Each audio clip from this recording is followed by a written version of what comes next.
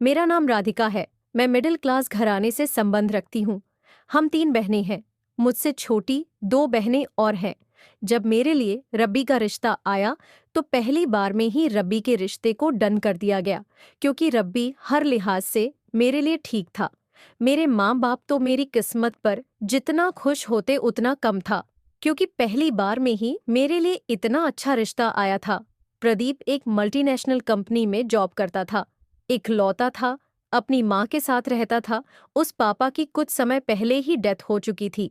जैसे ही मेरा और प्रदीप का रिश्ता तय हुआ, शादी की तारीख भी कुछ समय के बाद रख दी गई थी और आज मैं दुल्हन बनी बैठी थी। दुल्हन के लाल जोड़े में मेरा सफेद रंग मोतियों की तरह चमक रहा था, लेकिन मुझे नहीं पता था यह सुहाग का लाल रंग कुछ ही महीने बाद मुझ पर मौत का रंग बनने वाला था। मैं तो बस शादी को लेकर दिल में हजारों सपने सजाए बेदा होकर अपनी ससुराल आ गई थी। प्रदीप को मैंने सिर्फ तस्वीरों में ही देखा, क्योंकि अरेंज मैरिज थी और हमारी मंगनी और शादी के बीच भी ज्यादा समय नहीं था। जल्दी ही शादी हो गई थी। कुछ मिलने मिलाने वाली रिश्तेदार औरतों ने मुझे कमरे में लाकर बिठा दिया था कि एक औरत ने जब मेरा हाथ पकड़ा तो कहने लगी, अरे दुल्हन तो बुखार से तप रही है। दूसरी औरत कहने लगी, है क्या बीमार बेटी? बिहा दी उन लोगों ने। अभी तो दुल्हन ने कदम रखा है और उसे बुखार भी चढ़ गया। भाई, हमने तो बहुत समझाया था सरला को कि अनजान लोगों में रिश्ता मत करो, पता नहीं चलता कि लड़की में क्या बीमारी है और क्या नहीं। अब देखो ना, हो गई वही बात। और मैं चुपचाप गुमसुम सा उनकी बातें सुन रही थी। शादी के हंगाम में खाने पीने की लापरवाही और गले की खराबी की वजह से इन्फेक्शन हो गया था, लेकिन यह बात ससुराल पहुंचकर अजीब नए नए रंग में मेरे सामने आई थी। मैं सिर्फ एक ही दिन की दुल्हन थी, इसीलिए उन्हें सफाई भी नहीं दे सकती थी। खैर, सारी औरतें कमरे से बाहर निकल गईं और बाहर से आने वाली आवाजें में बुरे दिल के साथ सुन रही थी। दूसरी तरफ मेरी सास ये बातें सुनकर परेशान हो गई थी। मोहल्ले और रिश्तेदार औरतों ने उन्हें अपने पास बिठाकर अपने डर जाहिर करने शुरू कर दिए थे। कहने लगी, हमें तो लगता है अपनी बीमार लड़की तुम्हारे बेटे के साथ बिहा दी है। अरे सरला, कितनी बार तुम्हें समझाया था, जान पहचान वालों में रिश्ता करो। दूसरी औरत कहने लगी, मुझे तो लगता है लड़की के पांव अशुभ हैं, घर आते ही बीमार हुई है। अब देखना, जैसे जैसे समय गुजरेगा घर पर मुसीबतें आने शुरू हो जाएंगी। तौबा है भाई।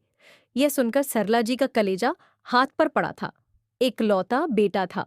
दिल में यह डर पैदा हुआ, कहीं बेटे को ही कोई समस्या ना हो जाए। दूसरी तरफ प्रदीप भी परेशान था। जब से उसने सुना था कि मुझे तेज बुखार है, वह मेरे बुखार की वजह से टेंशन में पड़ गया था। उसने अपनी एक डॉक्टर दोस्त को फोन किया। उसने कुछ दवाइयां बताई कि वह लाकर राधिका को खिला दो। वैसे तो शादी की पहली रात बड़ी ही अरमानों भरी रात होती है। लड़का लड़की दोनों दोनों ही इस रात के लिए ना जाने क्या क्या सपने सजाते हैं। मैंने भी सजाए थे, लेकिन इस समय मेरी तबीयत बिल्कुल भी ठीक नहीं थी। सर दर्द के मारे फटा जा रहा था और पूरा शरीर आग की तरह तप रहा था। मेरे दिल में इस वक्त प्रदीप को लेकर कोई भी जज्बात नहीं उमड़ रहे थे, और ना ही शादी की पहली रात की तरह दिल की धड़कनें अजीब थी। बस मैं चुपचाप बैठकर बैट के किरान से टेक लगाए बैठी हुई थी कि तभी प्रदीप कमरे में दाखिल हुआ था। उसके चेहरे पर परेशानी छाई हुई थी। मैं जल्दी से उठकर संभल कर बैठ गई और वह मेरे करीब आया। उसने मेरा हाथ थाम लिया। जैसे ही प्रदीप ने हाथ थामा था, दिल की धड़कनों में शोर मचा था। ये मेरे लिए किसी मर्द का पहला स्पर्श था जो प्रदीप ने मुझे दिया था। इससे पहले किसी गैर मर्द ने मुझे छुआ तक नहीं था।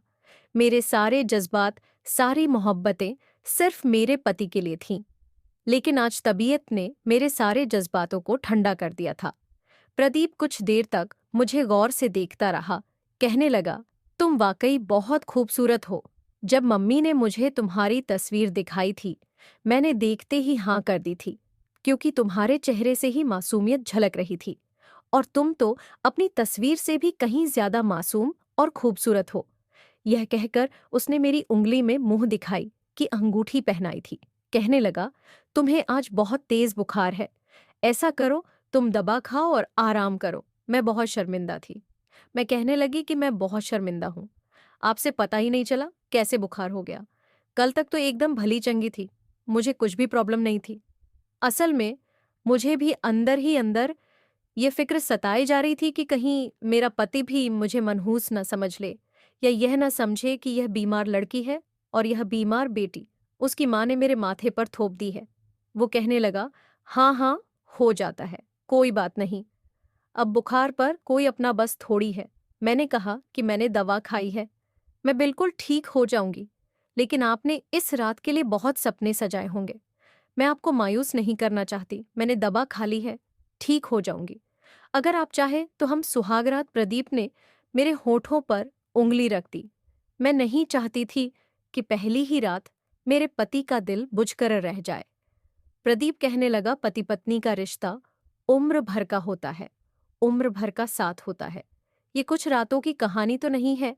मैं अपनी इच्छाओं की खातिर तुम्हें और बेईमान नहीं कर सकता, कोई बात नहीं। सारी उम्र पड़ी है, ख्वाब ही तो पूरे करने हैं, तो मेरी तरफ से तुम्हें कोई भी चिंता करने की जरूरत नहीं है। प्रदीप की बात सुनकर मुझे सुकून हुआ था, साथ ही साथ मेरे दिल में प्रदीप के लिए मोहब्बत और इज्जत और भी ज्यादा बढ़ गई थी। मैंने हल्की फुल्की सी नाइट ड्रेस निकाली और पहनकर बाथरूम से बाहर आई थी। प्रदीप अपने फोन पर कुछ देख रहा था। मुझे आता देखकर कहने लगा, ऐसा करो, तुम आराम से सो जाओ, किसी भी बात की चिंता मत करना। मैं बेड की दूसरी तरफ लेट गई। प्रदीप मेरे सर को हल्के हल्के सहलाने लगा। कुछ ही देर में मैं नींद की वादियों में चली गई थी। शायद दबाव का असर था कि मुझे जल्दी ही नींद आ गई थी। सुबह उठी तो मेरी तबीयत में काफी सुधार था। नाश्ता करने के बाद मैंने फिर से दवाई ली थी, लेकिन मेरी सांस का डर बढ़ता ही जा रहा था। 2 दिन में मेरी तबीयत काफी अच्छी हो गई थी और इन 2 दिनों तक प्रदीप ने मुझे बिल्कुल भी तंग नहीं किया था, बल्कि मेरा ध्यान किसी कांच की गुड़िया की तरह रखा था। मैं बहुत खुश थी कि मुझे इतना प्यार करने वाला पति मिला था। और शादी की तीसरी रात जब प्रदीप को लगा कि मैं बिल्कुल ठीक हूं, तो उसने मेरी अनुमति के बाद ही मेरे साथ पति पत्नी वाला रिश्ता बनाया था। उस रात तो वाकई मैं प्रदीप के प्यार में पूरी तरह डूब गई थी। उसने भी अपने प्यार की बारिशों में मुझे भिगोकर रख दिया था। वह मेरी जिंदगी की सबसे हसीन रात थी। लेकिन शादी के 4 दिन भी नहीं गुजरे थे कि मेरी सास ने किचन मेरे हवाले कर दिया। कहने लगी, भाई, मुझे अब यह काम नहीं होता, तुम्हारा घर है, तुम ही संभालो। मैंने भी खुशी खुशी अपनी जिम्मेदारियां संभालना शुरू कर दी। लेकिन 8 दिन भी नहीं गुजरे थे कि मुझे दोबारा से बुखार हो गया। यह देखकर मेरी सांस पहले तो परेशान हो गई कि 8 दिन बाद फिर दोबारा से बुखार क्यों हो गया। लेकिन उसी वक्त हमारी पड़ोसन भी आई हुई थी, जो कि शादी पर भी आ चुकी थी। कहने लगी, लो भाई, हो गया किस्सा शुरू। मेरी सांस कहने लगी, क्या मतलब? मैं समझी नहीं। कहने लगी, भाई, तुम्हारे बहू के ड्रामेबाजियां शुरू हो गई। अरे आजकल की लड़कियां ऐसे ही ड्रामा करती हैं ताकि शादी होते ही अलग घर की फरमाइश कर सके। अरे मेरे मुकेश की बीवी ने भी तो यही ड्रामे शुरू किए थे। हम समझे कि पता नहीं क्या हो गया है और बहू की सेवा में लग गए। लेकिन वह तो कहने लगी, ये घर मेरे लिए अशुभ है, यहाँ आते ही मैं बीमार रहने लगी हूँ, मुझे अलग घर चाहिए। जरूर इस घर में कोई ना कोई चक्कर है जो मुझे बीमारियां लग गई हैं। बस फिर क्या था, लड़की खूबसूरत थी। मुकेश तो बीवी का गुलाम हो गया था, इसीलिए उसकी बातों को सच जानकर फौरन से घर छोड़कर चला गया और अपना किराए का मकान लेकर वहीं रहने लगा। 8 दिन भी नहीं हुए थे कि मेरी बहू मेरे बेटे को मुझसे छुड़ाकर ले गई। अब तो कभी कभी हालचाल पूछने भी नहीं आता, मैं ही कभी कभी फोन करके हालचाल पूछ लेती हूँ। आजकल की लड़कियों के यही ड्रामे हैं। सास ससुर ननद देवर तो इन्हें झमेले लगते हैं, अकेले रहना ज्यादा पसंद करती हैं। ये सुनना था कि मेरी सास परेशान हो गई। प्रदीप उनका इकलौता बेटा था और वह अपने बेटे को अलग होता हुआ नहीं देख सकती थी, इसलिए मुझसे कहने लगी, बहू अपनी तैयारी पकड़ो, तुम्हें तुम्हारी माँ के घर छोड़कर आती हूँ। मैं तुम्हें इसीलिए थोड़ी लाई थी कि आते ही तुम बीमार पड़ जाओ और बजाय मेरा घर संभालने के मुझ पर बोझ ही बन जाओ। सास की यह बात सुनकर मैं बहुत परेशान हुई थी। मैंने कहा, माँ जी, मैं ठीक हो जाऊंगी, दवा खा तो रही हूं ना, और घर के काम करने में भी मुझे कोई प्रॉब्लम नहीं है।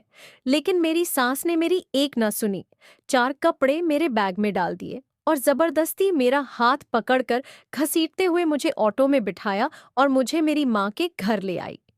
मैंने रोते हुए अपनी सास के आगे हाथ भी जोड़ दिए थे कि मम्मी जी ऐसा मत करें, मुझे इस तरह मेरे माँ बाप अचानक से देखेंगे तो परेशान हो जाएंगे। और मैं कोई ऐसी बीमार नहीं हूँ, बुखार हो गया है, दवाई खाऊंगी तो ठीक हो जाऊंगी और मैं बुखार में भी आपके घर की सारी जिम्मेदारियां संभाल लूंगी, आपको एक भी काम नहीं करने दूंगी। मैं नहीं चाहती थी मेरे बूढ़े माँ बाप मुझे इस तरह देखें तो परेशान हो जाएं। मुझसे छोटी दोनों बहनें जुड़वा थी और मुझसे सिर्फ 1 साल छोटी थी, वो भी अब जवान थी। मेरे माँ बाप को उनकी शादी की भी चिंता थी। इस तरह अगर मैं उनके सर पर जाकर बैठ जाती तो उनकी चिंता डबल हो जाती। लेकिन मेरी सास ना मानी और मुझे मेरे माँ के पास ले ही आई। मेरी माँ ने जब मुझे मेरी सास के साथ यूं आते देखा तो परेशान सी हो गई, क्योंकि मेरी सास उस समय काफी गुस्से में थी और आते ही उनके शिकवे शिकायत शुरू हो गए। कहने लगी, अगर बेटी बीमार थी या उसे कोई मर्ज था तो तुम्हें मैं ही मिली थी।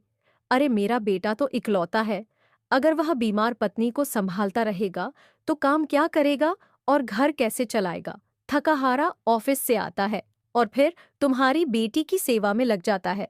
इतनी तो उसे अपने खाने पीने की भी परवाह नहीं होती, लेकिन तुम्हारी बेटी की बड़ी चिंता होती है। इसे संभालो और अगर ठीक हो जाए तो हमारे घर भेज देना। मेरी माँ कहने लगी, बीमारी का आना जाना हमारे बस में नहीं है बहन जी, और शादी से पहले तो कभी भी राधिका इस तरह बीमार नहीं हुई। मेरी माँ की बात पर मेरी सास को विश्वास नहीं था। वो कहने लगी, बहन सच तो तुम जानती हो मैं नहीं, खैर मैंने शादी इसलिए नहीं की थी कि बीमार बहू की सेवा करूं। अरे मेरी बुढ़ी हड्डियों में अब इतनी जान थोड़ी है। न जाने कितनी बातें सुनाकर मेरी सास अपने घर वापस आ गई थी।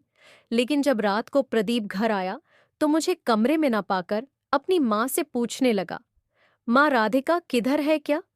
ज्यादा तबीयत खराब थी, डॉक्टर के पास गई है? किसके साथ गई है? क्या पड़ोसन आंटी के साथ गई है? प्रदीप ने एक ही सांस में न जाने कितने सवाल अपनी माँ से कर डाले थे। मेरी सास को गुस्सा आने लगा कि पत्नी की कितनी चिंता है, जरा वो नजर ना आए तो कैसे बेचैन हो गया है। कहने लगी, मैं उसे उसकी माँ के घर छोड़कर आई हूँ। अरे हमने कोई ठेका ले रखा है? उसकी बीमार बेटी का शादी को जुम्मा जुम्मा 8 दिन हुए नहीं और दूसरी बार बुखार चढ़ाकर बैठ गई है। पता नहीं कौन सी बीमारी है उस लड़की को जो इतनी जल्दी जल्दी बुखार हो जाता है, और उसकी माँ ने अपनी बीमार बेटी हमारे गले में डाल दी है। ये सुनना था कि प्रदीप हैरत से अपनी माँ को देखने लगा। अपनी माँ के पास जाकर बैठ गया। कहने लगा, माँ ये कौन सा तरीका है? बीमारी और सेहत तो भगवान के हाथ में है, इसमें इंसान का बस नहीं है। और यह क्या बात हुई माँ के आप उसको बुखार हुआ नहीं और उसे उसकी माँ के घर छोड़ आई? बहुत बुरी बात है। उसके माँ बाप हमारे बारे में क्या सोचेंगे कि 4 दिन भी उनकी बेटी को संभाल ना सके। मेरी सास ने जब बेटे की बात सुनी तो कहने लगी, तुम्हें क्यों इतनी हमदर्दी और मोहब्बत हो रही है? वो कहने लगा, माँ कैसी बातें कर रही हो, वो मेरी पत्नी है, मुझे उसकी चिंता नहीं होगी तो और फिर किसको होगी? फिर अपनी माँ का हाथ पकड़कर कहने लगा, माँ आपने अच्छा नहीं किया। अगर राधिका की बजाय मुझे बुखार हो जाता तो फिर आप क्या कहती, क्या सोचती? क्या तब भी यही सब कुछ सोचती कि अगर मैं शादी के 15 दिनों में 2 बार बीमार हो जाता तो आपको क्या लगता कि मैंने किसी लड़की की जिंदगी खराब कर दी, अपना बीमार बेटा उसके हवाले कर दिया? यह सुनकर मेरी सास चुप हो गई थी। प्रदीप कहने लगा, नहीं माँ, इस वक्त आप यही सोचती कि लड़की मनहूस है। उसके आते ही मेरा बेटा बीमार हो गया और 15 दिन में 2 बार हुआ है, मतलब हर सूरत दोष लड़की को ही देना है। अगर लड़की बीमार हुई तब भी वह बीमार है, मनहूस है, घर आते ही बीमारियां लेकर आई हैं। लड़का बीमार हुआ तब भी लड़की को ही दोष दो कि लड़की ने आते ही मेरे बेटे को बीमार कर दिया। ये लड़की तो मनहूस है माँ, ये सब गलत है, ऐसा नहीं सोचना चाहिए। प्रदीप की बात एकदम सही थी, क्योंकि अगर प्रदीप बीमार होता तो सरला जी की सोच इसी तरफ जानी थी कि न जाने कौन से अशुभ कदम लेकर बहू घर आई है कि आते ही मेरा बेटा बीमार हो गया। इसीलिए प्रदीप की बात का कोई भी जवाब मेरी सास के पास न था। प्रदीप कहने लगा, माँ क्यों? लोगों की बातें सुनकर आप भी वैसा ही सोच लेकर बैठ जाती हैं। मैं राधिका को वापस लेने जा रहा हूँ। उसे किसी अच्छे से डॉक्टर को भी दिखाऊंगा तो वो ठीक हो जाएगी। यह कहकर प्रदीप वहां से जा चुका था। लेकिन उसी वक्त एक और पड़ोसन मेरी सास के घर आ गई। मेरी सास अकेली रहती थी, इसलिए उसका अपने मोहल्ले में मेलजोल बहुत ज्यादा था। घर में कोई ना कोई पड़ोसन आकर बैठ जाती, अपने दुखड़े सुनाने लगती और मेरी सास भी उसकी बातें सुनने में लग जाती। लेकिन उससे पड़ोसन ने एक नया ही मोड़ दे दिया था। सोचने के लिए मेरी सास को वो पड़ोसन कहने लगी, मुझे तो काले जादू का चक्कर लगता है। अरे इतनी प्यारी खूबसूरत बहू तुम्हें मिल गई है, किसी से कहाँ यह बात बर्दाश्त हुई होगी? तुम मानो या ना मानो, लेकिन मेरा अनुभव कहता है तुम्हारी बहू पर किसी ने काला जादू करवा दिया है। अब उसका तोड़ करवाओ, वरना दिन बदन समस्याएं बढ़ती ही जाएंगी। यह सुनकर मेरी सास तो और भी ज्यादा परेशान हो गई। कहने लगी, बहन तुम ही बताओ, मैं तो कहीं आगे पीछे जाती ही नहीं। और आजकल कितना फ्रॉड है, समझ नहीं आता कौन ठीक है कौन गलत, कि किस बाबा के पास जाऊं और किसके पास ना जाऊं। पड़ोसन कहने लगी, हाँ मैं एक ऐसे बाबा को जानती हूँ कि उसके जादू में बड़ी ही ताकत है। हर काले जादू का तोड़ उस बाबा के पास है, लेकिन उसके लिए तुम्हें अपने बेटे से बात करनी होगी। मेरी सास कहने लगी, हाँ हाँ, मैं प्रदीप से कह दूंगी। उसने आज तक कभी मेरी बात नहीं टाली है, और वो तो वैसे भी राधिका की बीमारी की वजह से बहुत परेशान है। वो पड़ोसन कहने लगी, ठीक है, अपनी बहू की एक साड़ी या कोई भी ऐसा कपड़ा साथ लेकर जाना जो पूरी रात उसने पहना हो और सुबह को उतारा हो। वो कपड़ा संगते ही बाबा समझ जाएंगे कि लड़की पर किस तरह का जादू करवाया गया है। ये बात सुनकर मेरी सास बहुत ही इम्प्रेस हुई थी कि अरे ये तो बड़े पहुंचे हुए बाबाज लगते हैं, जो कपड़ा संगते ही पता चल जाता है कि प्रॉब्लम क्या है। उस दिन जब प्रदीप और मैं घर आए तो सबसे पहले मेरी सास ने यही बात प्रदीप से की थी। प्रदीप को बताने लगी कि एक बहुत ही पहुंचे हुए बाबा जी हैं।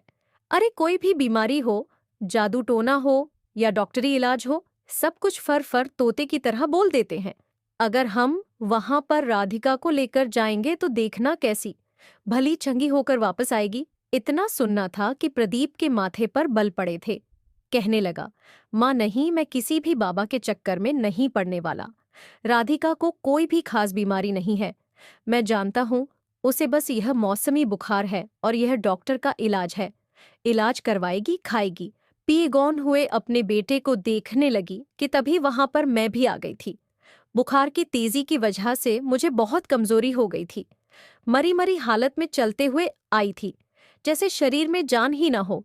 जो कदमों पर चलकर तो आई थी, लेकिन फिर भी ऐसे हाँप रही थी जैसे मैंने मीलों का सफर तय किया हो। मैं लड़खड़ाते हुए जाकर प्रदीप के साथ बैठ गई थी। चेहरे पर पीलापन छाया हुआ था। यह देखकर तो मेरी सांस का दिल और भी उड़ने लगा था। 4 दिन की नई नबली दुल्हन है। नई नबली दुल्हनों जैसा कोई भी रूप उसके ऊपर नहीं चढ़ा था, बल्कि उसकी रंगत और भी पीली पड़ गई थी। मुंह फेर कर मुंह में बड़बड़ा लगी थी कि मेरी तो किस्मत ही फूट गई, जो इस जैसी बीमार लड़की को बहू बनाकर अपने घर ले आई। मगर रब्बी ने इस बार अपनी माँ को चौंक कर देखा, साथ ही साथ आंखों में कुछ इशारा भी किया था कि माँ अब फिर से शुरू मत हो जाना। खैर मेरी सास ने प्रदीप से अपनी बात मनवा ही ली थी, और प्रदीप को भी अपनी माँ की बात माननी पड़ी। ना चाहते हुए भी उसने इस बात के लिए हामी भर ली थी। कहने लगा, ठीक है माँ, अगर तुम मेरी पत्नी को बाबा के पास लेकर जाना चाहती हो तो ले जाओ, करवा लो इसका इलाज। लेकिन हाँ, मैं किसी भी तरह की कोई गलत बात ना सुनूं। और यह रात वाले कपड़े सूंघने का क्या चक्कर है कि कपड़े संगते ही बीमारी सामने आती है। मेरी सास कहने लगी कि हर बाबा का अपना अपना तरीका का होता है, और वह अपने अपने तरीकों से ही इलाज करते हैं, और ये जो बाबा है ना, ये कमेज सौंग कर ही बीमारी का पता लगा लेते हैं। लेकिन मेरा दिल नहीं मान रहा था कि मैं किसी बाबा के पास जाऊं और जादू टोने से इलाज करवाऊं। लेकिन फिर भी अपनी सास की बात तो माननी ही थी। अगले दिन सुबह सुबह बस में बैठकर मैं और मेरी सास उस बाबा के ठिकाने तक जाने के लिए निकल गए थे। 3 घंटे के सफर करने के बाद हम उस गांव में पहुंच गए थे जहां पर बाबा का ठिकाना था। बाबा के आश्रम पर पहुंचने के बाद मैं तो बिल्कुल बौखला चुकी थी, क्योंकि वहां पर तो औरतों की बहुत ज्यादा भीड़ थी। गांव की औरतें मैले कुचले कपड़े और बड़ी सीधे साधे हुलिये में वहां पर मौजूद थी। वहां पर तो ऐसा शोर था मानो कोई मछली बाजार हो। जब मेरा नंबर आया तो मैं भी अंदर गई। वह अपने साथ साथ रात वाला कुर्ता भी लेकर गई थी, जो मैंने रात भर पहन कर रखा था। जैसे ही बाबा ने एक नज़र मुझे देखा, मुझे अजीब से अंदाज से घूरने लगा। मुझे तो बाबा की नज़रें बिल्कुल भी अच्छी नहीं लगी थी, लेकिन फिर भी मैं अपनी सास के हाथों मजबूर थी। अगर मैं सास को इनकार करती तो वो मुझे इस घर से चलता करने का सोच चुकी थी। जैसे ही मेरी सास ने कुर्ता निकालकर उस बाबा को दिया, तो वह बाबा उसको बिल्कुल अपने नाक के पास ले जाकर सूंघने लगा। उसने अपनी आंखें बंद करके उस कुर्ते को सूंघ था। यह देखकर मुझे बड़ी हिचकिचाहट सी हुई थी। मैंने अपनी सास का हाथ पकड़ लिया और वहीं बैठी रही। कुछ देर तक आंखें बंद करने के बाद जब बाबा ने आंखें खोली तो आंखें खोलकर कहने लगा, बहुत ही बड़ा काला जादू हुआ है। तुम्हारी बहू पर भगवान का धन्यवाद करो कि समय पर मेरे पास पहुंच गई हो। अगर कुछ दिन और देरी कर देती तो तुम मेरे पास ना पहुंच पाती और तुम्हारी बहू के साथ न जाने क्या हो जाता। मेरी सास तो यह सुनकर बहुत ज्यादा डर चुकी थी। उनके चेहरे की हवाइयां उड़ चुकी थी कि किसने करवाया है इस पर काला जादू। भगवान तो उसकी नस्लें उजाड़ दे जिसने भी इस पर काला जादू करवाया है। आखिर जादू कराने वाला मेरे खानदान का है या फिर इसके खानदान वाले। तो उसो बाबा ने एक नज़र मुझ पर ऊपर से नीचे तक डाली थी और कहने लगा, नहीं नहीं, तेरे खानदान की कोई भी औरत ऐसी नहीं है जो इस पर जादू करवा सके। ये तो जहां से आई है वहीं पर किसी ने इस पर काला जादू करवा रखा है। कोई बड़ा ही करीबी रिश्तेदार है जिसने इस पर जादू करवाया है। मगर शुक्र करो कि बहुत जल्दी ही मैं उसे अपनी कैद में ले लूंगा और जादू को तोड़क रख दूंगा। बस मुझे 2 किलो काजू और 2 तीतर ला कर दो। मैं ऐसा तोड़बोड़ करूंगा कि तेरी बहू की जान छूट जाएगी। हर सोमवार को 2 महीने तक मुझे यह सब कुछ लाकर देना पड़ेगा। मेरे सास घर वापस आ गई थी, मगर घर आकर उन्होंने प्रदीप को सब कुछ बताया था। कहने लगी, मैं तो बहुत परेशान हो गई हूँ। प्रदीप कहने लगा, फिर भी मुझे लगता है कि साथ साथ राधिका का डॉक्टरी इलाज भी करवाना चाहिए। मैं एक बाबा के भरोसे नहीं रह सकता। लेकिन मेरी सास कहने लगी, अरे रब, देखो राधिका की तबीयत एक ही बार जाने से कैसी भली चंगी सी लग रही है। 2 महीने तक तो वो बिल्कुल ठीक हो जाएगी। डॉक्टर के पास जाने की क्या जरूरत है। 2 दिन तक मेरी तबीयत भी काफी सामान्य सी लगने लगी थी, मगर कुछ दिन बाद धीरे धीरे मेरी तबीयत फिर से गिरने लगी। ऐसा लगता था जैसे मेरे शरीर को किसी आग की भट्टी पर रख दिया गया हो। मेरी हालत तो दिन बदन खराब होना शुरू हो चुकी थी और मेरी सास मुझे डॉक्टर के पास जाने नहीं देती थी। आखिर को 2 महीने का टाइम पूरा हो गया था और इन 2 महीने में मैं सूख कर कांटा हो चुकी थी। सास ने अब बाबा के पास जाना भी कम कर दिया था, बल्कि अब प्रदीप को कहना शुरू कर दिया कि जब से यह बहू बनकर मेरे घर में आई है, मैं तो सारे खानदान में तमाशा बनकर रह गई हूँ कि मैं किस बीमार लड़की के साथ अपने बेटे की शादी करवा दी है। अगर यह अच्छे खानदान की होती तो अब तक मुझे पोता या पोती के आने की खुशखबरी भी सुना चुकी होती। मगर देखो तो कैसे इसके घर वालों ने अपनी जान छुड़वा कर इसे हमारे सर थोप दिया है। मैं अब अक्सर रोती रहती थी। अपनी सास की बातें सुनकर मैं अब सचमुच खुद को मनहूस समझने लगी थी। एक दिन प्रदीप से कहने लगी, प्रदीप ऐसा करें, आप मुझे मेरी माँ के पास छोड़ दें। जब तक मैं ठीक नहीं हो जाती आप मुझे यहाँ पर लेकर मत आना। हाँ, अगर आप चाहते हैं तो आप बेशक दूसरी शादी भी कर लें और मुझे छोड़ दें। मैं जानती हूँ आप मेरी वजह से बहुत परेशानी का शिकार है। ये बात मेरे लिए बहुत बड़ी बात थी, क्योंकि मैंने इतने साल अपने माँ बाप के साथ गुजारे थे, मगर आज से पहले कभी इस तरह की परेशानियों का सामना नहीं करना पड़ा था। बल्कि जब से मैंने इस घर में कदम रखा था, तब से ही मेरे साथ ये सब कुछ हो रहा था। मुझे ऐसा लगने लगा था कि जैसे धीरे धीरे प्रदीप भी मुझसे दूर हो जाएगा, मगर हकीकत में ऐसा कुछ भी नहीं था। प्रदीप के दिल में तो सिर्फ मेरे लिए मोहब्बत ही मोहब्बत थी। उसके दिल में मेरे लिए बहुत सम्मान था। वह किसी भी कीमत पर मुझे खोना नहीं चाहता था। अपनी माँ के सामने मेरी तरफदारी में ज्यादा बोलता तो नहीं था कि कहीं उसकी माँ यह न समझे कि मेरा बेटा अपनी पत्नी के आने के बाद मुझे बिल्कुल दूर हो चुका है। एक रात लगभग 1 बजे के समय मेरी तबीयत बहुत ज्यादा खराब होने लगी। मैं दर्द के मारे चिल्लाने लगी थी, दर्द के मारे जोर जोर से रोने लगी। मेरे खों की आवाज इस कदर तेज थी कि मेरी सांस का हाथ उनके दिल पर गया था। कहने लगी, लगता है उस आत्मा का शरीर से बाहर निकलने का समय है जिसने राधिका को अपने कब्जे में कर रखा है। मेरी सास ने प्रदीप को अपने पास बुलाया। कहने लगी, प्रदीप, मेरी बात मान। अब देख, राधिका या तो ठीक हो जाएगी या फिर यह उसका आखिरी समय है। तू उसे कमरे में बंद कर दे। जो भी आत्मा उसके शरीर से है वो निकल जाएगी। या तो राधिका को अपने साथ लेकर जाएगी या फिर हो सकता है वो ठीक हो जाए। लेकिन मैं तुझे अब उस कमरे में नहीं रहने दूंगी। मैं नहीं चाहती राधिका के साथ साथ तेरी भी जान को खतरा हो। मेरी तबीयत से प्रदीप वैसे ही परेशान था। माँ की बात सुनकर उसने अपना सर पकड़ लिया और अपनी माँ के सामने बेबसी से कहने लगा, बस कर दे माँ, कैसी कैसी बातें आप करती रहती हैं। कितनी बार आपको मना कर चुका हूँ ऐस्ता। कुछ भी नहीं है जो आप सोच रही हैं। मैं राधिका को लेकर अस्पताल जा रहा हूँ। यह कहकर वह जल्दी से कमरे में आया था। मैं दर्द से तड़प रही थी। प्रदीप ने मुझे जल्दी से बाहों में उठाया और गाड़ी में डालकर हॉस्पिटल लेकर चला आया था। जब तक मैं हॉस्पिटल जाती मैं बेहोश हो चुकी थी, लेकिन दर्द में अभी करा रही थी। जब मेरे टेस्ट करवाए गए तो पता चला कि मेरे दोनों ही गुर्दे खराब हो चुके हैं। समय पर इलाज ना करवाने की वजह से मेरी आंतें भी सूज चुकी हैं। ये खबर मेरे लिए किसी कयामत से कम न थी। और प्रदीप के तो जैसे होश उड़ गए थे। वह किसी भी कीमत पर मुझे खोना नहीं चाहता था। डॉक्टर्स ने कहा फौरन से फौरन ऑपरेशन करना पड़ेगा, नहीं तो इन्फेक्शन पूरे शरीर में फैल सकता है। और अगर जल्द से जल्द इसके लिए दूसरी किडनी का इंतजाम नहीं किया गया तो इसकी जान बचाना मुश्किल है। प्रदीप को तो कुछ समझ ही नहीं आ रहा था। उधर मेरी सांस भी अपना सर पकड़े बैठी थी। और फिर प्रदीप को एक ही तरीका समझ आया।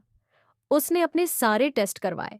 किस्मत की बात थी कि प्रदीप और मेरे गुर्दे में मैच हो गए थे और इस तरह प्रदीप ने अपना एक गुर्दा मुझे दे दिया। धीरे धीरे अब मेरी तबीयत सुधरने लगी थी। मेरी हाथों की सूजन भी कम होने लगी थी। जब हम पति पत्नी बिल्कुल ठीक होकर घर वापस आए तो मेरी सांस शर्मिंदगी से नजरें झुकाए एक तरफ खड़ी थी। हम दोनों के लिए जूस और फल भी लेकर आई, क्योंकि यह बात तो वो भी जानती थी कि यह सब उनके शक का ही नतीजा था जो मैं इस हालत तक आई थी। अगर मेरा समय पर इलाज हो जाता तो शायद मेरे गुर्दे बच जाते। अगर वह किसी बाबा के चक्कर में पड़ने की बजाय अपनी बहू का अच्छे से इलाज करवा लेती तो शायद यह सब कुछ ना हुआ होता। मगर शायद यह सब कुछ मेरी किस्मत में लिखा हुआ था। कुछ महीने बाद भगवान ने मुझे मां बनने की खुशी भी दे दी थी। मैं जुड़वा बच्चों की मां बनने वाली थी। उसके बाद तो सास ने जैसे मुझे हथेली का छाला ही बना लिया था। प्रदीप भी बहुत खुश था कि उसके घर 2 नन्हे मनहे बच्चों की किलकारियां गूंजने वाली थी। वह भी मेरा बहुत ध्यान रखता। मुझे प्रदीप पर बेहद प्यार आने लगता कि कितना प्यार करने वा पति मिला है। भगवान से प्रार्थना करती हूँ कि हर लड़की को ऐसा ही चाहने वाला पति मिले। इस पूरी कहानी में देखा जाए तो असल किरदार प्रदीप का था। अगर प्रदीप भी अपनी माँ की बातों में आकर और लड़कों की तरह अपनी पत्नी को छोड़ देता और तलाक देकर निकल जाता तो आज सब कुछ खत्म हो जाता। आज राधिका भी तलाक का ठप्पा लेकर अपने बूढ़े माँ बाप की दहलीज पर बैठी होती और उसके बूढ़े माँ बाप अपनी तलाकशुदा बेटी को अपने घर की दहलीज पर देखकर और भी पहले समय से बूढ़े हो जाते। मगर यह प्रदीप का प्यार और समझदारी थी कि उसने अपने घर को बचाए रखा। दोस्तों, ये थी आज की हमारी कहानी। आपको कैसी लगी जरूर बताना। पसंद आई हो तो प्लीज लाइक करना।